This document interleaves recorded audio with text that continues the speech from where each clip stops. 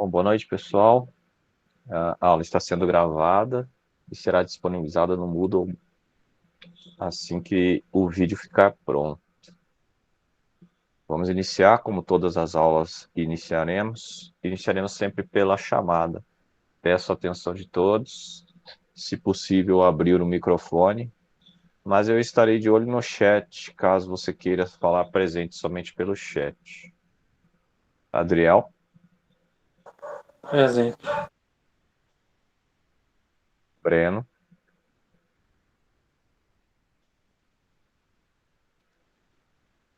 Carlos,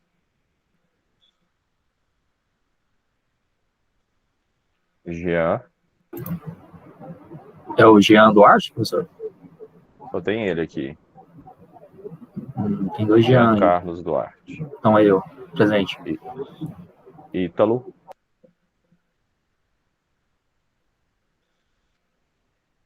tem o Jean Lucas, que é com J. Jean Lucas. Tá, é por isso. Ok. Luiz Gustavo,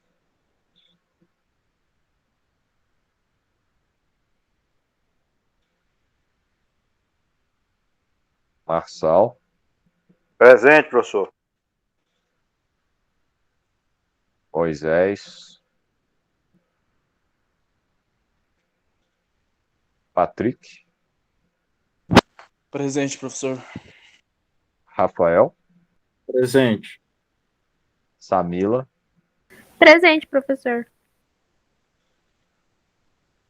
e o Arley. Ok.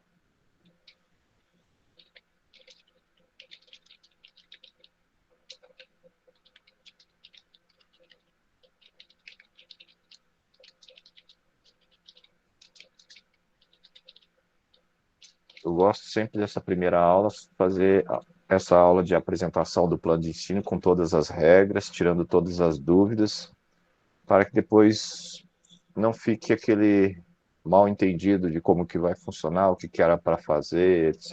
e tal. É por isso que eu já estou apresentando aí para os senhores a tela com o Moodle, onde eu tirarei todas as dúvidas aqui.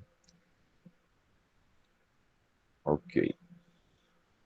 Vamos começar então tirando uma dúvida com relação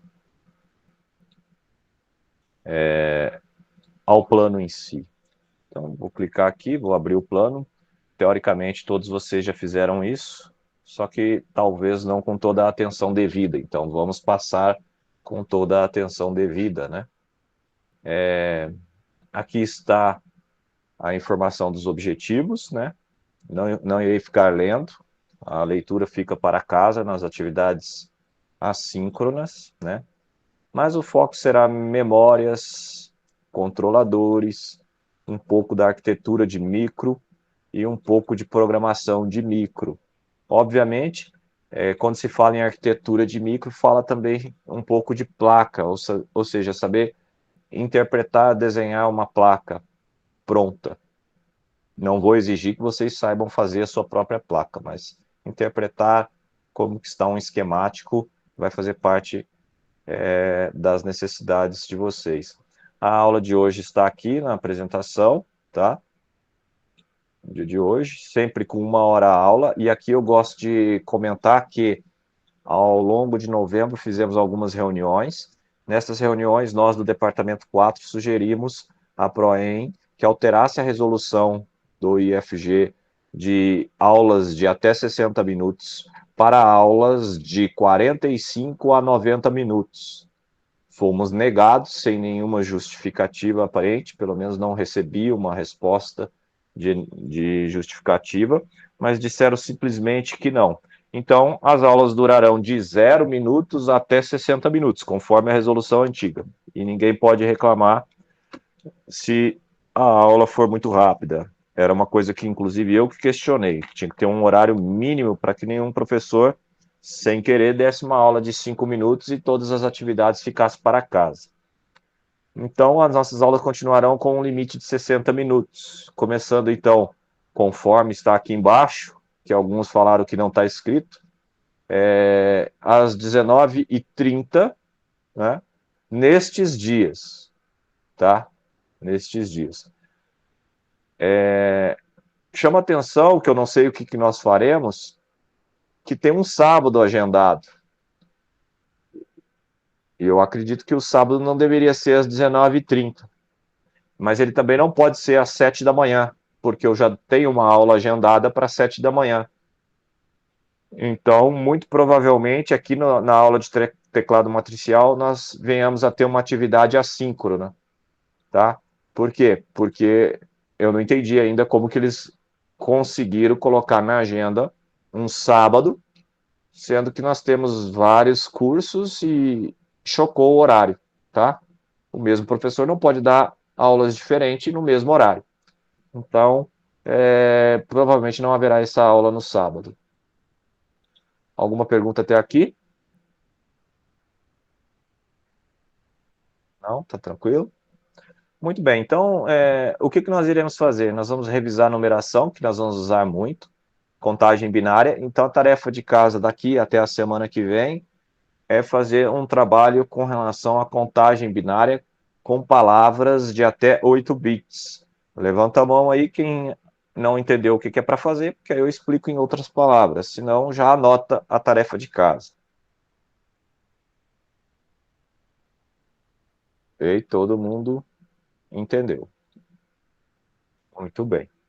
Depois iremos fazer uma revisão de circuitos combinacionais, em seguida uma revisão de circuitos sequenciais, e sempre antes de cada aula, eu peço que você observe esse plano e antes de chegar na aula desse dia, você tenha estudado na sua atividade assíncrona não remunerada. O que é uma atividade assíncrona não remunerada? Não é valendo nota, você tem que fazer para não ficar muito para trás durante a aula e aproveitar melhor a aula.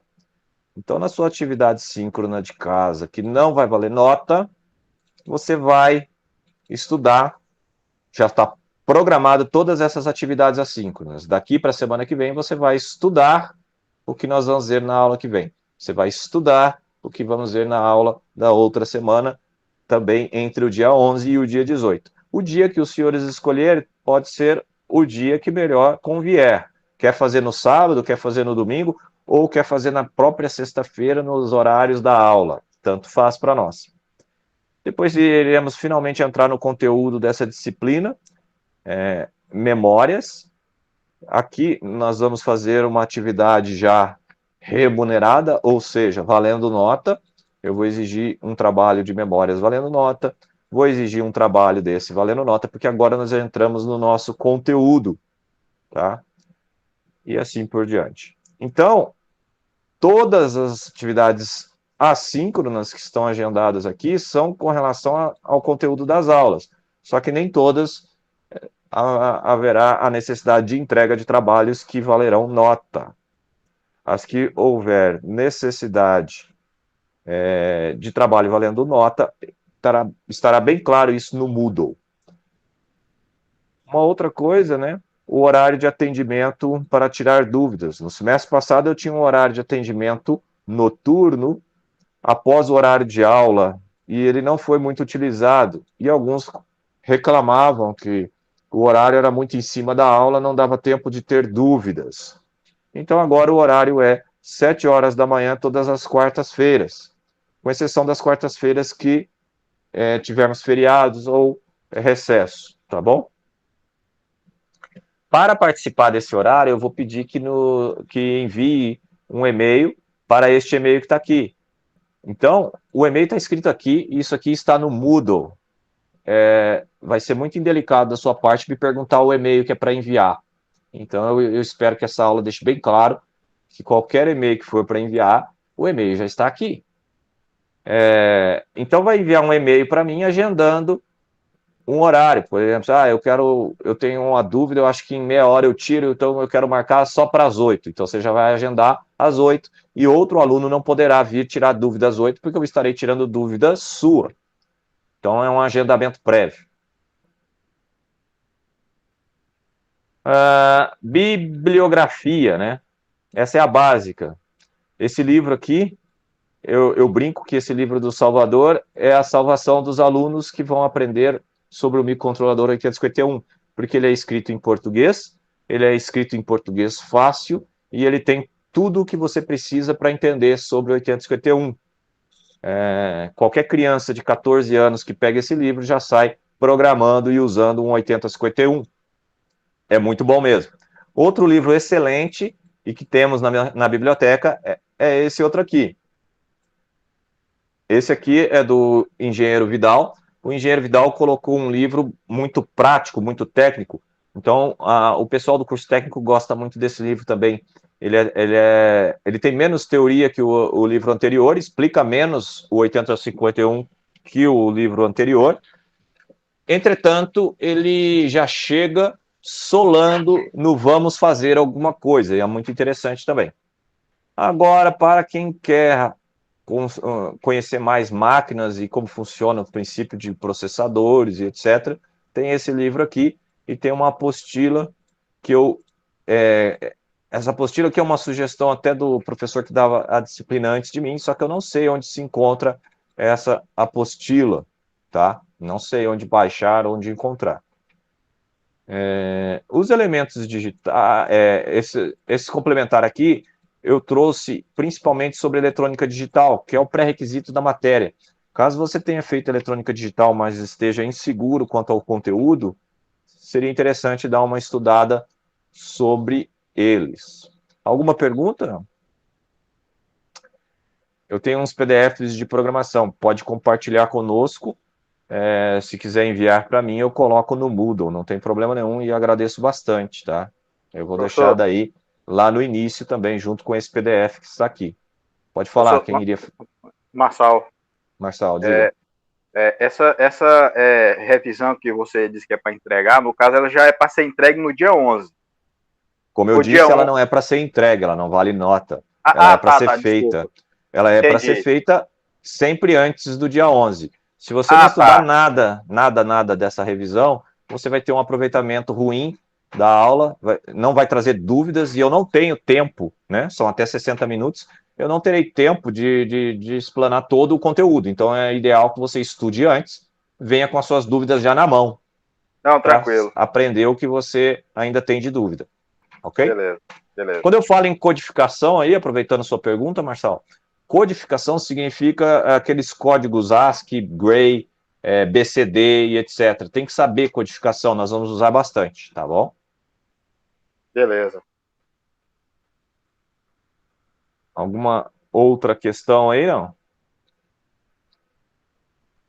O curso usa Java? Não. Java é uma linguagem que nós não usamos. Irei falar um pouco mais sobre isso em seguida. Então, encerrada aqui a apresentação do plano de atividades, ele vai estar disponível aqui no Moodle já de cara, no início. É um PDF que você vai acessar a todo momento. Não custa nada você deixar ele salvo já em algum lugar, seja no seu smartphone, seja no seu computador, ou até mesmo imprimir para consulta, se quiser. Aqui está um pouco... talvez eu tenha pecado aqui, né, que eu coloquei só o horário das atividades assíncronas, mas eu acho que deixou bem claro aqui datas e horários do plano de atividades remotas. Se você clicar aqui, você volta ao PDF. Então, assim, e no PDF tem o horário, né? E aqui está o link, que também está no PDF, né? Ó, se a gente voltar aqui para o PDF, vale ressaltar que aqui está o link, e esse mesmo link também está aqui, que é o link para a aula de hoje. Creio que ninguém perdeu a aula de hoje por falta de informação. Mas está aqui também, de uma forma fácil, as informações sobre as atividades síncronas. E, por fim, em termos de conteúdo da aula de hoje, eu teria a apresentação de alguns detalhes aqui. Eu irei cobrar a língua inglesa nos trabalhos que forem valer nota. Cada erro de português, você perderá meio ponto, não havendo limites, né? Então, você pode entregar um trabalho lindo, maravilhoso, com todo o português errado. O que é um português errado para mim? Eu vou corrigir português formal. Não vem com português falado que vai estar errado. Então, você vai ter que dar uma revisada na sua escrita, uma atenção ao português, para que o trabalho não perca muitas notas, muito da sua nota, né? De preferência não perca nada, né? Erros comuns que eu gosto de enfatizar: colocação do pronome pessoal, né? As pessoas têm essa mania aí de falar, me segue lá. Tá errado. Esse aí você pode falar, mas você não pode usar no seu trabalho, tá bom? Então, nada de me segue, me ajuda.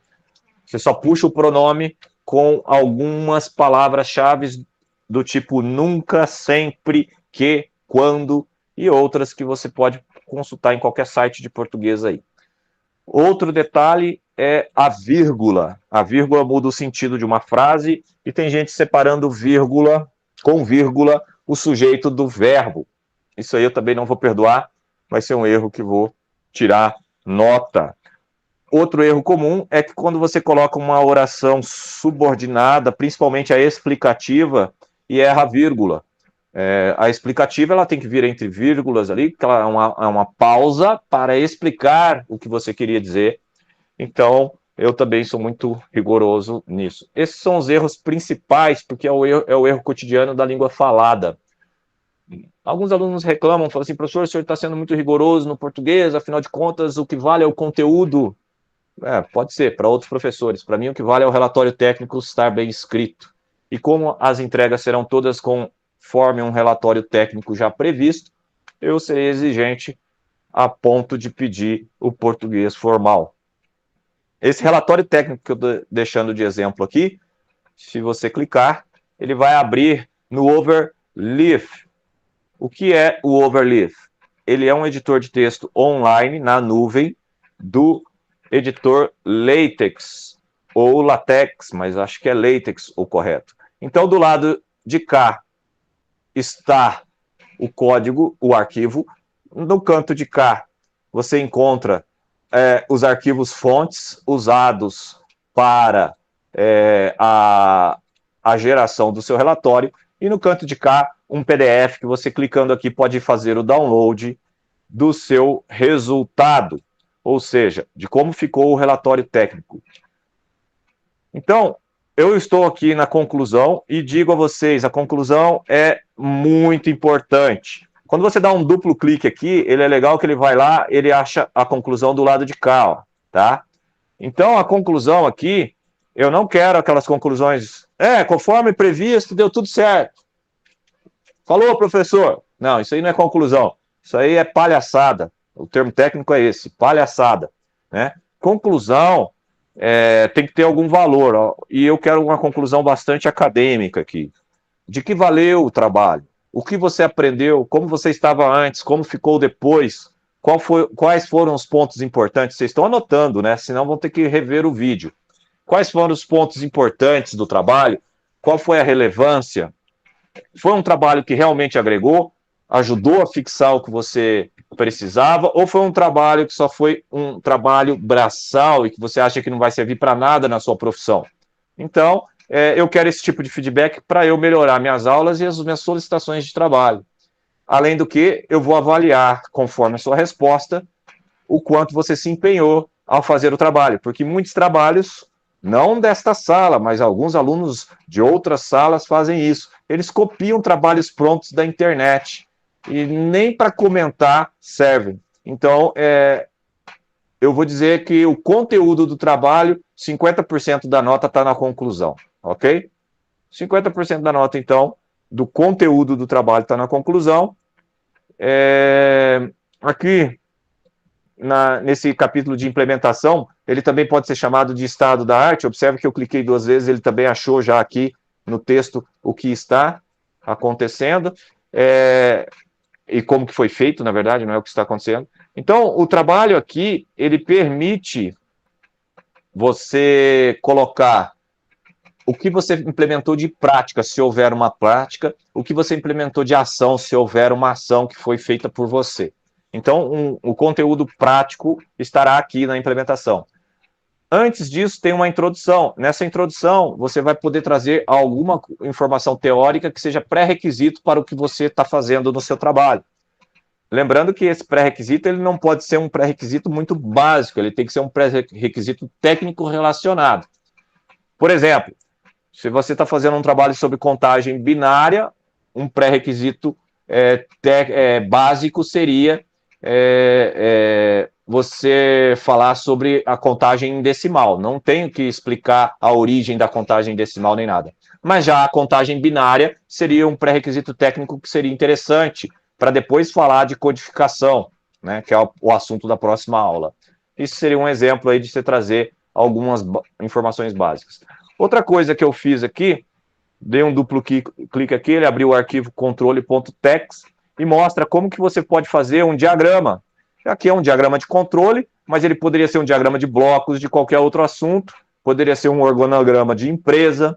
Eu dou um duplo clique aqui, ele vem aqui e mostra como que eu fiz um circuito, né? Se você quiser desenhar um circuito, como que você desenha um circuito em LaTeX sem precisar fazer uma foto ou usar um programa de fora do LaTeX. Você pode fazer tudo isso dentro do próprio LaTeX. E é por isso que eu sugiro vocês aprenderem o uso dessa ferramenta aqui. E o Overleaf é hoje, sem dúvida nenhuma, um local que tem, além de ajuda online, ele tem um bom manual, ele tem alguns tutoriais, ele tem essa facilidade que você não precisa instalar em lugar nenhum, dá para usar até do smartphone se você aguentar trabalhar com tela pequena.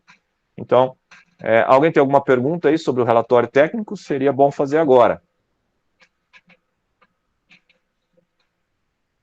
Não? Ok. Então, saindo aqui do relatório... Eu tenho uma pergunta. Então, esse relatório é de cada trabalho ou é do final, o último trabalho? Não. Todo trabalho que eu falar entrega um relatório técnico, você sabe que é algo parecido com isso.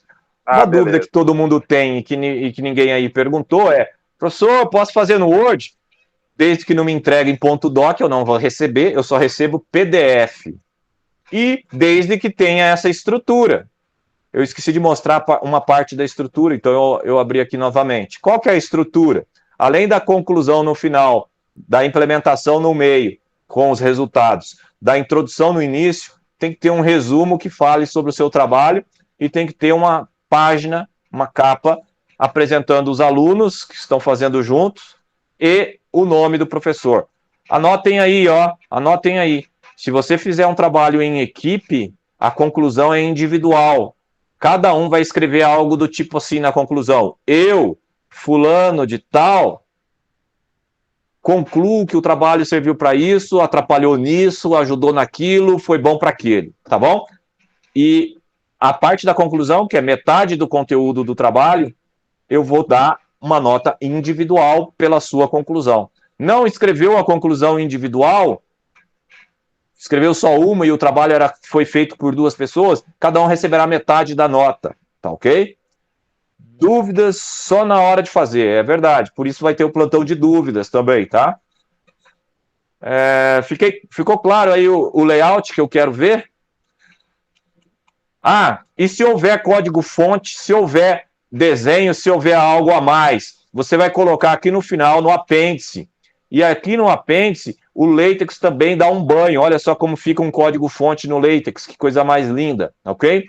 Então, eu sugiro que vocês tentem usar o LaTeX. Você já tem um layout pronto, é só chegar e alterar o texto do lado de cá e compilar. Ele está com erro 0. Observe que eu clico aqui, não tem nem erro, nem mensagem de alerta. E outra coisa que eu não tinha citado, referências. Observe que as referências não estão em ABNT, eu não estou cobrando ABNT, mas se quiser fazer a ABNT, pode. E elas precisam ser usadas para elas aparecerem. Olha aqui, foi citado aqui a referência, você clica aqui, deixa eu me clicar, ela vai lá na referência para todos observarem qual foi a referência. Alguma dúvida mais ainda no relatório e nas vantagens do LaTeX? A principal vantagem do LaTeX são em equações, tá? Se você usa equações, e eu vou mostrar aqui, se você for fazer uma apresentação, e aqui pode ser que seja útil se você for fazer uma apresentação do trabalho final. Uma apresentação do trabalho final, eu encontrei um layout para IFs e adaptei para o IFG. Ou seja, esse layout de apresentação, ele está com a cara do IFG. Ele está demorando um pouco mais para compilar, porque a apresentação ela é um pouco mais pesada, o PDF fica um pouco maior. Então, observe que é um PDF rico, vou lá para o início, né? Ele tem uma capa onde você vai colocar aqui os nomes dos alunos, né? Os participantes, o assunto, o título, o subtítulo da sua apresentação. Aí ele fica todo bonitinho, com o formato do IFG já pronto, você só tem que ir alterando o conteúdo aqui. Ele já monta também essa ideia aqui de índice, tá? Já montou aqui também a parte de índice. Ele está no formato inglês, mas ele está no formato inglês, deixa eu ver só se eu encontro aqui o motivo, deixa eu ver aqui no fonte. Deixa-me ver, onde que está aqui? Acho que deve ter sido aqui, nesse arquivo fonte. Não, ele está pedindo em português. Aquilo ali deve ser porque foi escrito mesmo em inglês. Eu peguei um exemplo pronto e só fiz a adaptação do layout das cores, tá? E do logo. Eu não fiz uma adaptação completa. Então, muito provavelmente, isso aqui é porque está escrito no próprio texto, né? Então, por exemplo, aqui está escrito lists. Né? Se eu der um duplo clique, ele vai encontrar aqui, foi escrito lists, é por isso que ele está em inglês. Se você tivesse escrito listas, ficaria de outra forma. Então aqui mostra como que você faz uma lista numerada, como que você faz algum tipo de descrição, como que você faz tabela, olha que tabelas bonitas, né? Já está com esses layouts prontos. Você dá um duplo clique aqui, você vai ver aqui como que essas tabelas foram feitas, né? Tá vendo aqui? Elas são feitas desta forma. Enfim, figuras. O ganho principal está, como eu já disse, em equações e fonte de programa. Ele é muito bom para a fonte de programa. Inclusive, um dos emuladores que nós usaremos do 8051, ele tem uma tela, ele tem um menu só para exportar para LaTeX ou LaTeX, ou seja, ele deixa o código do assembler dessa forma aqui, pronta para ser usada num relatório técnico ou mesmo numa apresentação. Alguma pergunta sobre o uso da apresentação, se for o caso? Tem como inserir imagem? Claro que tem, são várias imagens inseridas aqui, e você pode também inserir uma imagem única. Por exemplo, isso aqui é uma imagem inserida em todas as páginas. Então, sim, tem como inserir imagens. De forma bem fácil, inclusive. Se você clicar aqui, acho que vai lá, vamos ver. Não, não vai. Porque essa aqui é uma imagem especial que está em todas as páginas. Mas se você clicar nessas outras aqui, muito provavelmente irá para o fonte que gerou a inserção de imagem. Olha aqui, ó, Begin Figure. Tá vendo aqui? Begin Figure. Então, tem esse comando Include Graphic. Então, eu vou diminuir isso aqui, e aí aumenta a tela para você ver. Não sei se está legível aí. Para mim não está, eu enxergo muito mal. Mas você pode também dar zoom aqui, ó. Ok? Então, sim, ele tem o Include Gráfico. Dúvidas só na hora de fazer? Essa já tinha sido lida. Mais alguma outra dúvida? Não. Ok, então eu falei do LaTeX, que é uma ferramenta que eu gosto muito, mas quem não quiser usar, pode usar qualquer outro editor, pode usar o Google Docs, que está no seu Gmail, e gerar o PDF, porque eu só aceito um arquivo único de PDF. Professor, por que só um arquivo único? Eu quero mandar um monte de foto para o senhor do que eu fiz. Eu aceito só um arquivo único, porque eu irei editar esse arquivo, muitas vezes, para dar a resposta do que você perdeu de nota, para você não errar de novo no próximo trabalho, principalmente da correção de português. Agora, falando um pouco sobre linguagem de programação, nós usaremos C ou Assembler. Eu vou focar no Assembler porque menos é mais. Tentei já colocar o C para vocês aí, poucos alunos acharam o C mais fácil, por incrível que pareça. Por quê? Porque quem não sabe programar, aprender o Assembler é mais fácil do que aprender o C. Quem já sabe programar, tem uma aversão ao Assembler, porque o professor que ensinou programação muito provavelmente falou que Assembler é para nerd, o que é errado também. Mas, de toda forma, nós iremos falar das duas linguagens. Existe também o MicroPython, e é por isso que eu coloquei o Python aqui. MicroPython, eu quero que você faça uma pesquisa sobre MicroPython, se escreve do jeito que eu falei, é MicroPython. Coloquei aí para vocês. MicroPython é a ideia de usar o Python para gerar o código binário que você vai gravar na memória flash do microcontrolador. Ou seja, você vai poder gravar, fazer programas em Python, que é bem mais fácil que C, e ele vai gerar. Só que você tem que ver se o microcontrolador que você tem já existe MicroPython para ele. Nem sempre tem. Como a gente vai usar o 8051, o MicroPython pode não ser útil, mas ele pode ser útil para você na sua vida profissional se você gostar da área e for estudar mais e avançar mais nessa linha. O Octave é um bom lugar para você fazer algum tipo de simulação, gráficos e essas coisas, como o próprio MATLAB para alguns que sabem. Por exemplo, você quer declarar um vetor, né? Você coloca aqui 1, 2, 3, 4. Pronto, declarei um vetor. Do Enter, o vetor já existe. A partir do momento que eu coloquei o vetor, eu posso fazer um plot do meu vetor. Deixa eu ver se ele aceita o plot assim. Já aceitou, então ele já fez uma reta. Tudo bem? Que é passando pelo ponto 1, 2, 3 e 4.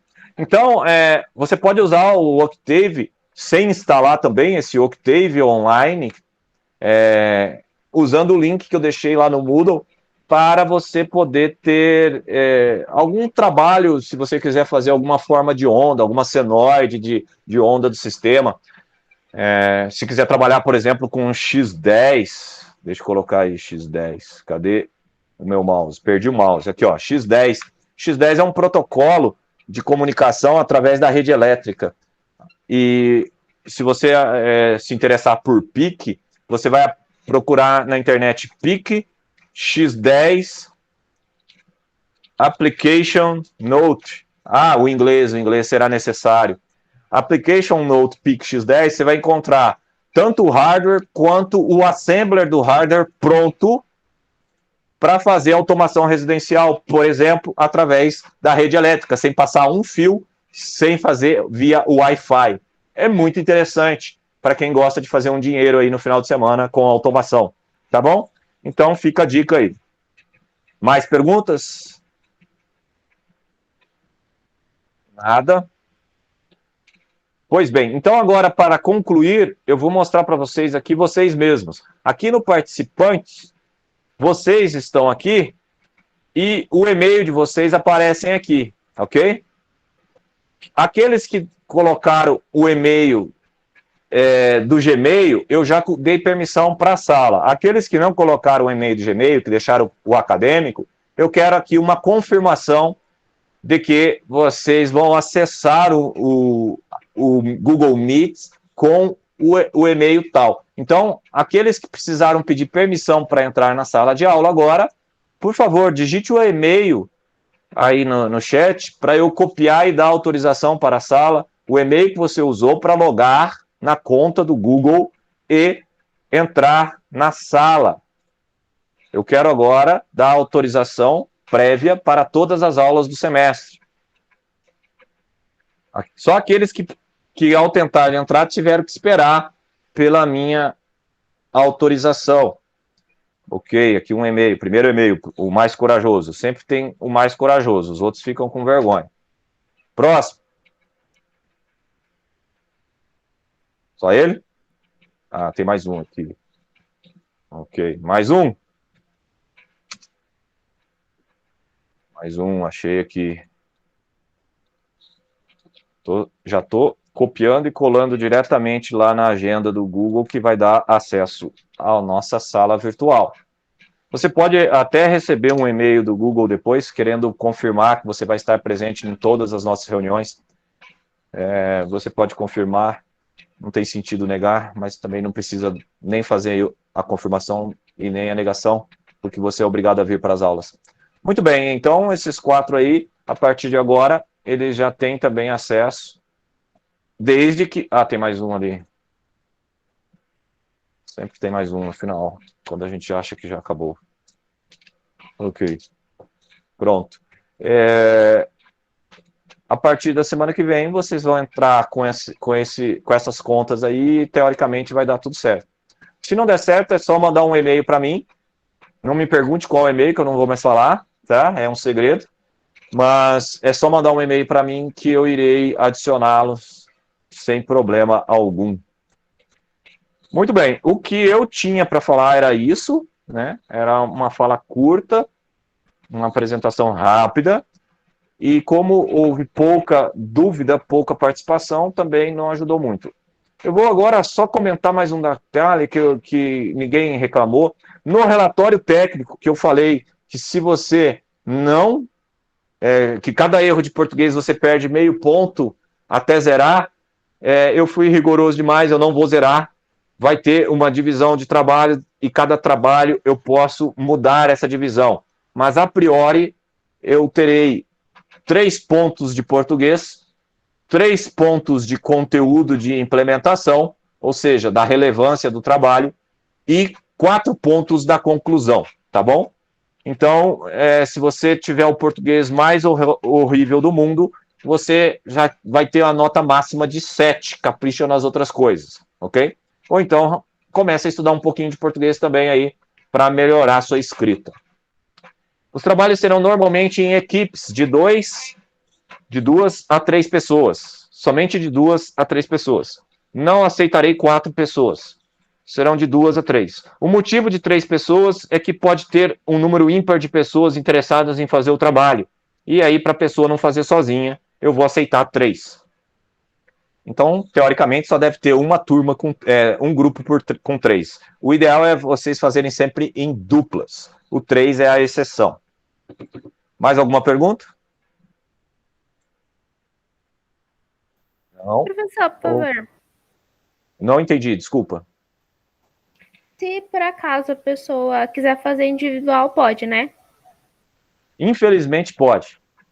Por que eu digo infelizmente? Porque eu tenho turmas com 40 alunos. Se todos forem fazer individual, eu estou lascado, entendeu? Porque eu corrijo trabalho por trabalho mesmo e dentro da semana. Dificilmente eu deixo um trabalho passar de uma semana para entregar. Mais uma dúvida. O senhor vai criar a aula gravada, vai ficar no Moodle ou o senhor vai disponibilizar algum link no Google Drive? Vai ficar aqui, tudo é no Moodle. Cada tópico desse, que está escrito aqui, ó, tópico 2, é porque eu ainda não fiz, tá? Na hora que eu faço, a aula gravada fica naquela da aula que eu fiz. Então, como a aula de hoje é a apresentação, assim que eu tiver o vídeo, provavelmente amanhã, eu vou colocar aqui um escrito chamado aula. Se você clicar, você vai cair no YouTube, e no YouTube vai ter a aula, né? O melhor é usar por aqui do que pelo YouTube, porque lá já tem aulas do semestre passado, vai ficar desorganizado. Tudo bem? Sim, entendi. Obrigado. De nada. Mais alguma pergunta? Ok. Ninguém perguntou algo realmente sobre o que nós vamos fazer, né? Ou seja, a gente apresentou aqui o plano de atividades, mas ninguém falou assim, tá, o que nós vamos poder realizar aqui, professor? Do que nós vamos brincar, né? Porque essa matéria, sem dúvida nenhuma, é a matéria mais divertida que você vai ter. Microcontroladores é praticamente você brincar, fazer brinquedos. Você vai poder fazer brinquedos. Então, você vai poder, como está escrito aqui, ler botões, ler um teclado, escrever em displays de 7 segmentos, ler um AD, que é um conversor analógico digital, escrever num DA, controlar um motor DC, com tacômetro, contar o número de voltas. E isso é só o que dá tempo para a gente falar, né? A sua criatividade é o limite. Então, teoricamente, você vai poder fazer tudo o que for microcontrolado. E em dias atuais, como vocês bem sabem, internet das coisas e companhia, tudo é microcontrolado. Então, quem que vai dominar o mundo? Quem souber isto aqui vai ter empregabilidade para o resto da vida. Não tem problema de perder o emprego. Agora, muitos das implementações feitas hoje em dia de tecnologia acabam com um emprego às vezes até técnico, tá? Então vocês têm que ficar esperto aí se você está escolhendo um nicho que o emprego vai existir no futuro. Pode falar. Eu repeti a sua matéria, a gente usou o EdSym. Dessa vez vai usar ele também ou não? Bem observado. Nós vamos poder usar 2. Por que que eu escolhi, né? Então, muita gente fala assim, o professor ainda usa o 8051, né? Tá todo mundo falando em PIC, né? Você vai poder escolher qual microcontrolador você vai usar para fazer todos esses projetos.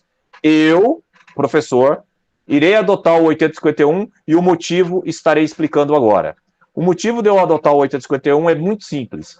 O EdSym é um simulador Java gratuito, o que faz dele capaz de ser instalado em qualquer máquina e você não paga nada. Ele é um simulador, emulador e compilador tudo junto. Então, você consegue com uma ferramenta gratuita fazer o hardware, o firmware, que é o software, e apresentar visualmente o projeto funcionando. Obviamente que há limitações da simulação. Se você fosse fazer na prática, tudo que você fizer na prática microcontrolado será 1000 vezes mais rápido ou mais do que na simulação. A simulação ela é lenta, o computador está emulando o que aconteceria na prática. Tudo bem? Então, esse é o primeiro ponto. Eu tenho o EdSym, um poderoso simulador feito na linguagem Java. Segundo ponto, eu tenho um outro poderoso simulador, emulador IDE completo, que é o MCU 8051. O MCU 8051, assim como o EdSym, ele pode ser instalado em qualquer máquina, seja ela um PC com Windows, um PC com Linux ou um Mac.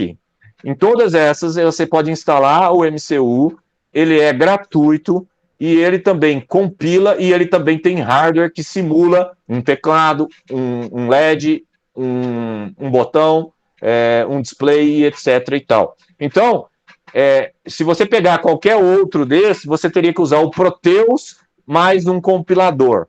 O Proteus, todo mundo sabe que é caro, mas tem a versão trial gratuita que você pode fazer até 20 projetos. Como vocês podem observar, eu não sei se são 20 mesmo, mas são alguns projetos, não sei se são 12. Nós vamos fazer 8. Como nós vamos fazer 8 projetos, eu poderia usar o Proteus e aí liberar. Cada um faz no microcontrolador que quisesse, tudo bem? Mas fica muito solto e pode dar mais trabalho de entendimento do que se eu fixar em um só para dar as explicações. Se eu ficar explicando uma hora PIC, uma hora um Atmega 328, uma hora um 8051, uma hora um ARM qualquer, né?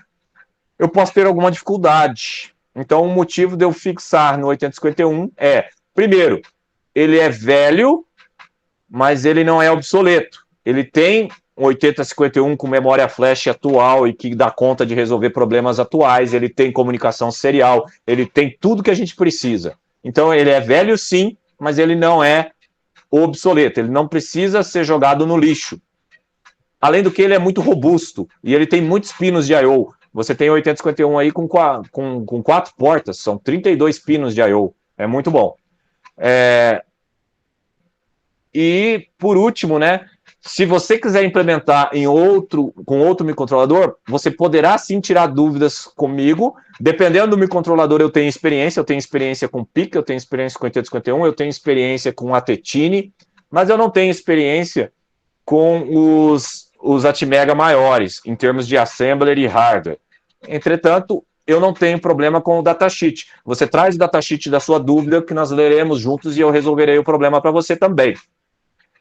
O principal aqui é aprender a ler o datasheet e resolver o problema do microcontrolador que você precisa usar no seu projeto. Porque o teu projeto vai escolher qual é o microcontrolador. Se você vai trabalhar com a internet das coisas, o seu microcontrolador muito provavelmente será um WROOM, que é aquele microcontrolador para o ESP32, que é uma placa kit pronto didático, ok? Essa placa kit pronto didático, ela não é só didática. Diferente do Arduino, que é um kit didático e só serve para didática, inteligentemente quem fez o ESP fez o ESP para ele ser robusto, ou seja, ele é um kit de desenvolvimento, mas ele também pode ser usado para entregar um produto pronto, encapsulado. Por quê?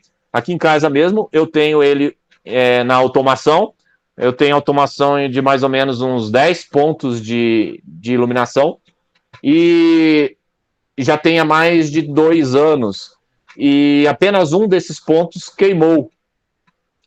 E esse ponto que queimou, a culpa era da Celg, né? Hoje seria da Enel. Tudo bem? Na mesma época que aquele lá queimou o meu micro-ondas, queimou o meu portão eletrônico, queimou foi tudo que estava ligado na tomada. Então, eu não posso dizer que ele não seja robusto o suficiente para ser colocado na prática como uma solução final.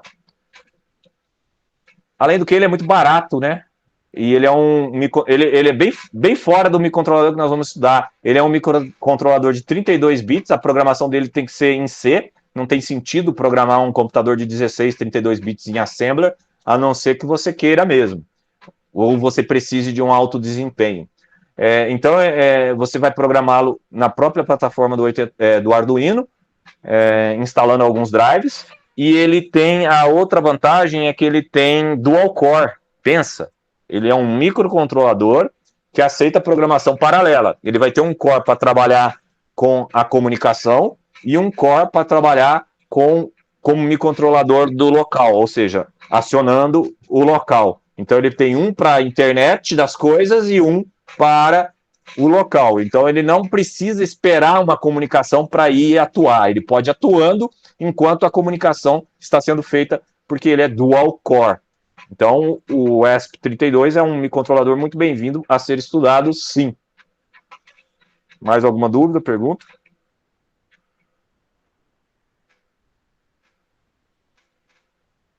Muito bem. Eu tenho aqui, ó, deixa eu abrir aqui, ó, vou abrir aqui, ó. Aqueles que gostam realmente, que querem trabalhar com isso, porque vê que isso é um futuro, eu já tenho aqui um link, eu vou disponibilizar esse link agora aqui no chat. Tá aí o link no chat, é um link gigante, mas é um link interessante, que te ensina os primeiros passos com o ESP, e também vai explicar o que é esse NUTX aqui, tá? Então, observa que, pelo que você vê aqui, ele está usando o Linux. Então, aqueles que gostam do Linux vão ficar felizes da vida, porque o Linux é o ambiente de desenvolvimento de embarcados, na minha opinião. Muita gente usa o Windows. Tudo bem, o Windows também é bom, né? Mas o Linux, ele é mais embarcado do que o Windows, né? 70% das soluções embarcadas que usem um PC é feito em Linux. Então, tá aí todas as formas de instalar aí. Ele provavelmente está usando um Ubuntu aqui, muito provavelmente, né? Então o Ubuntu é o carro-chefe para quem quiser aprender a instalar. Pode usar o Ubuntu aí que vai se dar bem. E aqui os links aí mais sobre ESP, mais sobre simuladoras, ó. Tá ok? Eu nunca cliquei nesse simulador, vou clicar agora só para ver. Dependendo, a gente pode até pensar em implementar para semestres seguintes aí. É um simulador que não é tão simples de usar, ele é bem um simulador daqueles simuladores que você usa em comando de linha. Os simuladores que nós usaremos aqui, eles são em janelas, né, em Windows, ou seja, aplicativo com uma interface gráfica muito mais fácil de se trabalhar. Ele abriu em outra página, por isso que não aparece aí para vocês, tá bom? Mas vocês terão acesso aí pelo link. Muito bem. Com isso, eu concluo aqui a apresentação do nosso plano de trabalho de atividades remotas e também a nossa primeira aula de ensino remoto emergencial. Iremos, a partir de hoje, então, adotar o passo a passo que está aqui nesse PDF, tirando dúvidas ou não. Outra dúvida ali, é mito ou verdade que o Linux é difícil de ser hackeado? Não é nem mito nem verdade. É verdade que o Linux é mais seguro que o Windows? Por quê? Porque existe mais gente usando o Windows e por isso existe mais programa malicioso feito para o Windows é o problema número 1, tá? O problema número 1 é esse. O problema número 2 é que no Windows, somente com a senha de superusuário, você instala algum programa. Mas você pode rodar um programa sem a senha de superusuário. E o Windows, ele pergunta se você quer confirmar a instalação. Então, tudo bem, né? Outra coisa é, no Linux, para você rodar um script malicioso, você tem que baixar o script e alterar o script para permissão de execução. No Windows, basta ele ser um executável que você já executa sem querer. Então, talvez essa seja a única fraqueza do Windows para o Linux. Um arquivo que você faz download, ele já vem pronto para ser executado, tá? Não quer dizer que você não possa fazer um download de um arquivo que já venha com permissão de executar. Eu já fiz alguns downloads em que ele já era executáveis, por ele ser binário, etc. Mas a maioria das vezes eu tenho que alterar e dar permissão de execução antes de executar. Então, sim, eu acho o Linux muito mais seguro. Eu uso o Linux desde 2007, eu nem sei mais como é que é usar o Windows. Provavelmente eu vou começar a usar o Windows em breve, pois eu estou com dificuldade com esse computador que eu estou usando, que ele é de 2015, e ele não está aguentando todos os aplicativos que eu estou usando nas aulas remotas emergenciais, quando eu uso o simulador e mostro para vocês mais a mesa digitadora e etc., ele fica um pouco pesado e falta RAM e falta processamento. A CPU dele fica no 100%. Então eu comprei agora uma máquina que deve chegar, aí eu comprei com a ajuda do meu 13º querido, e eu irei atualizar. Ela vem com o Windows. Eu não costumo desinstalar o Windows já de cara de máquinas novas por causa da garantia, tá? Então pode ser que eu volte a usar um pouco o Windows ou usar um dual boot, mas eu devo sofrer muito com a ideia de usar o Windows de novo, porque eu não uso o Windows desde 2007. Essa máquina mesmo que eu estou usando, quando eu comprei em 2015, eu só consegui usar por um mês o Windows que veio nela, porque ela veio com aquele Windows ruim ainda, né? Aquele 7 ou Vista, sei lá. E aquele lá não dava para usar, né? Ninguém usava aquilo. Foi quando o Linux ganhou força no mercado, foi quando a Microsoft inventou o Windows Vista, né? Parece que é esse. Acho que é o Windows Vista ou o Windows 7, sei lá. Teve disse que foi uma perdição. E aí eu aproveitei para nunca mais usar.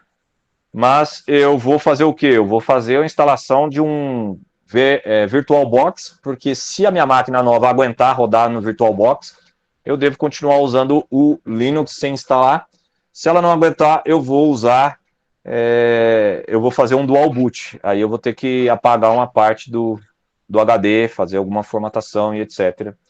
Porque eu não quero voltar a usar o Windows, é mais por questões... Por exemplo, essa máquina de 2015, ela liga e desliga em 4 segundos, e a de 2015 não está dando conta hoje.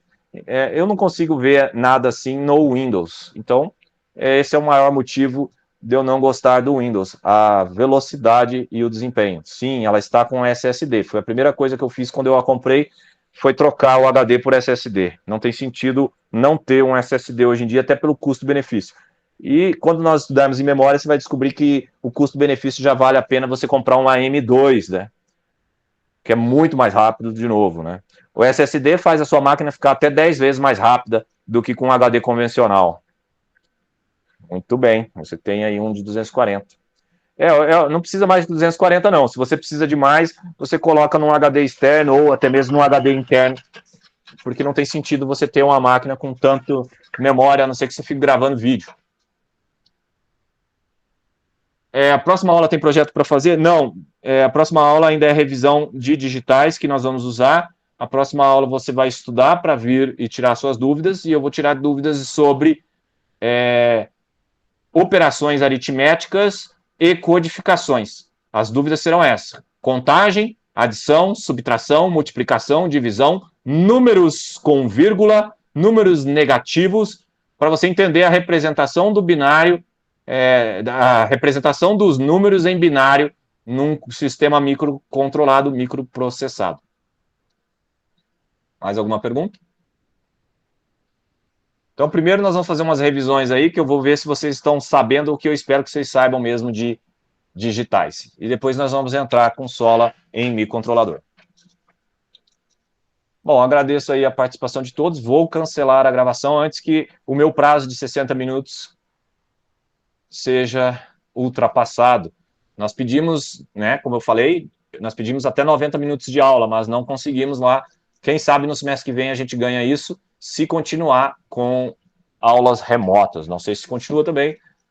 Meus filhos já estão com aula presenciais numa escola particular aqui de Goiânia, mas, né, a gente vê que essa decisão não é muito científica, então eu não tenho como saber o que vai acontecer daqui a alguns meses. Agradeço a todos e fiquem com Deus, bom final de semana, divirtam-se com números binários. Boa noite, professor. Boa noite, boa noite. Valeu, professor. Obrigado. Boa noite. Boa noite, um abraço, até mais.